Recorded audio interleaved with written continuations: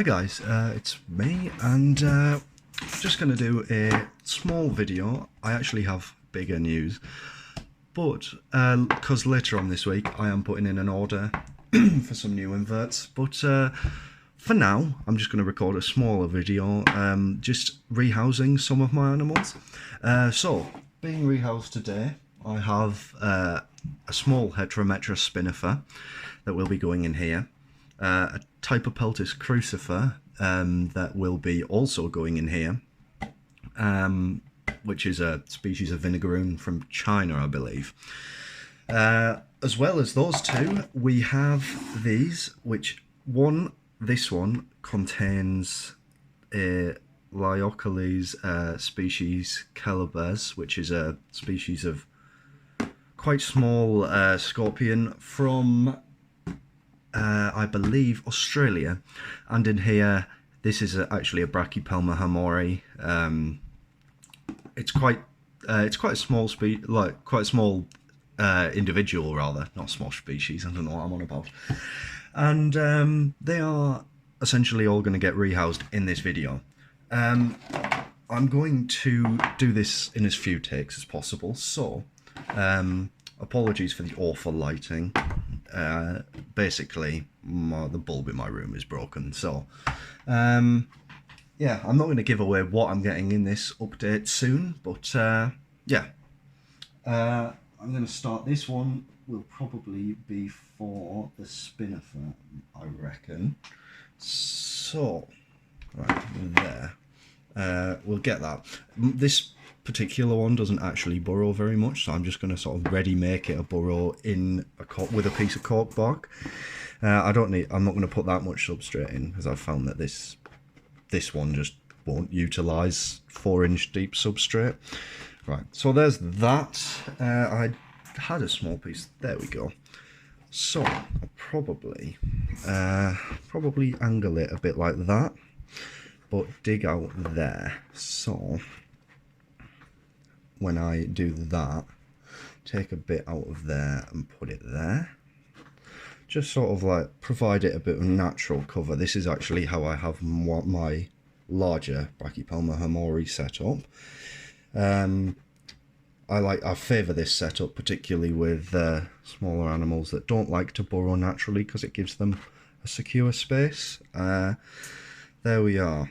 I'm going to introduce them all to their enclosures separately. So there is exhibit 1. Exhibit 2, very much the same. This one is going to be for the type of peltis crucifer. I'm just going to move this down here to put the cocoa fibre in. There we are, there's a nice bit of cocoa fibre.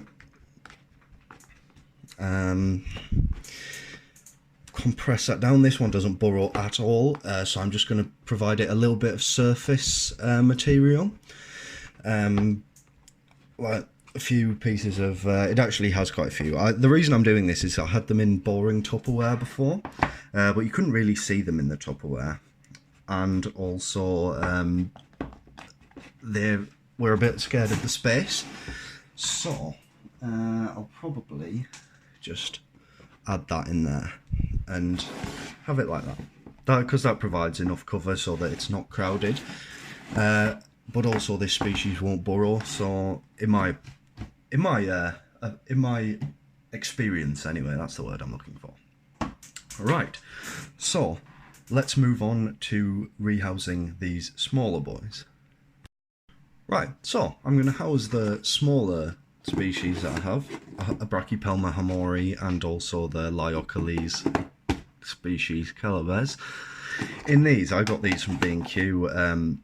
They actually they stack quite nicely, actually, like they have that little thing, and also compared to these, they are supremely clear, so I should be able to see what they're both doing.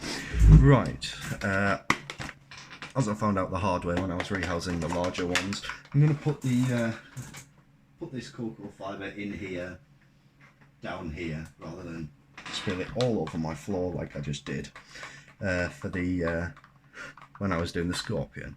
Right, so there's that one there. There we are. And the second one, there we go. These are actually a little bit big for these particular two individuals, but I'm going to roll with it anyway. Oh, I just knocked my camera there. Going to just go with it anyway, because basically I put my this hamorii into this one of these tubs like anyway ages ago, and it doesn't seem stressed out at all. It hunts just fine, and there we go. That's probably enough substrate. I won't put any hide in with this hamorii because I gave it little bits of cork bark and it didn't really use them anyway. It just sat on top. So now we've done that, let's move on to rehousing these actual animals. Right, so I'm ready to rehouse now. First of all, we're going to do this scorpion. There are actually ventilation holes in this, but you can't really see them properly because of the terrible quality plastic. Now, there is the organism in question. I'll just focus on there. There are a lot of springtails in here. That's one of the reasons that I'm rehousing these. I'll use that because that's a really nice piece of bark. Sorry about the horrific light. I'll bring that a little bit closer.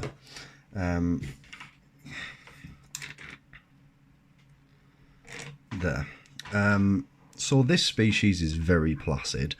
I have no qualms about handling it. It will actually just flop. So, oh yeah, it just ran away there. So there is the scorpion itself on my hand. It's quite a nice little species. I would really recommend these actually. They're not very bold. They will not eat. They won't eat anything just straight off the bat. Like, they're not great eaters, but they're just a nice species to have in the background. So let's see if I can just put them on there. Oh. Yeah, these rehouses never go to plan, do they really? So, oh, and there we are. So, brand new individual, there he is, having a little explore of his new box. As for ventilation, I'm actually going to do that just after this video, because they'll be fine for the next 20 minutes, but I only just wanted to get a quick video out, and I'm only going to drill in the holes. I'm not actually going to melt them, so it's not like the burning plastic is going to hurt the organisms, and none of them can climb, so I can just take the lids away and get to it. Right, next animal. Let's move on to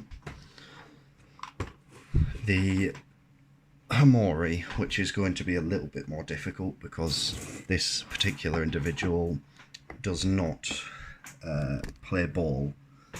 It's quite a jumpy organism, and we'll see how this goes. This is one of the first slings that I got, actually. As you can see, it may actually be in pre-molt at the minute. There we go. Yeah, like, one of the reasons that I want to move them is there's too many springtails in here. Right. Outstanding. So, if I just prod that little fella down there. And, ouch. Oh. There. So, that is not going particularly well. It's underneath there. Oh, trying to avoid hurting it. Right there, and it's in. There we go. I'll probably put a little bit of cork bark in for this one, but this extra height just means that it's less difficult for me to open and feed, because this one is quite bolty. There he is on the side there. Like, this is quite a big box, but he'll grow into it, I'm sure. And yeah, so let's move on to the two larger organisms, which actually I think will be easier to rehouse because they're not nearly as skittish. The vinegaroon might be, but I'm not really that worried. So yeah, let's move on.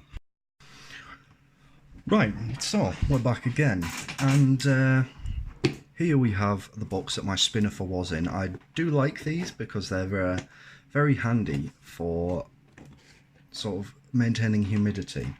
And on that topic, I'm actually going to get some of this sphagnum and transfer it across, because it is incredibly useful just to both provide a bit of shelter for the scorpion and keep up that relative humidity that is just great for these forest dwelling species. Right, there's a little bit of extra light. Let's have a look for this organism. So there he is, just down there. I'm not quite sure how I'm going to acquire this one, to be honest. Probably using this. So, if we just... in we go. Right, brilliant. So, there he is. Love this species. They're very slow growing. Like I've had this one since, it'll be almost 3 months now, and it hasn't actually molted yet. It doesn't even look like it's going to, but it is quite it's quite sizable, really, when you consider how big it would be if it was a tarantula. And yeah, so I'm just gonna tip that a little bit and let him get out into that container. I'll just move that out of the way now, because that is not required anymore. And there we are. That's a little bit less large and daunting for him, and it also has this hide here that is just perfect to keep this scorpion nice and secure. Right, so let's move on to the final organism. And I'll just pop the scorpion just back here. Okay, so the final organism is this, which is a vinegaroon. This one is going to be interesting because it's quite bolty. It can't run that fast, but it's just going to be managing a camera while also so as you can see, it has a really large piece of cork bark. I also don't want to get sprayed, and there he is, just in the center there. I'll probably use the same sort of tactic, just usher him in. It already smells of vinegar because he's quite prolific with spraying. And there we are, nice and captured. So, as you can see, this individual is really nice. He's very small. This one's definitely about to molt soon. But I just wanted to get him transferred so he can get used to this new container before he actually does anything. I'll move this one out of the way for this rehouse and bring this one into frame. I'll probably, there we go, get the focus back. Probably just let him go straight onto that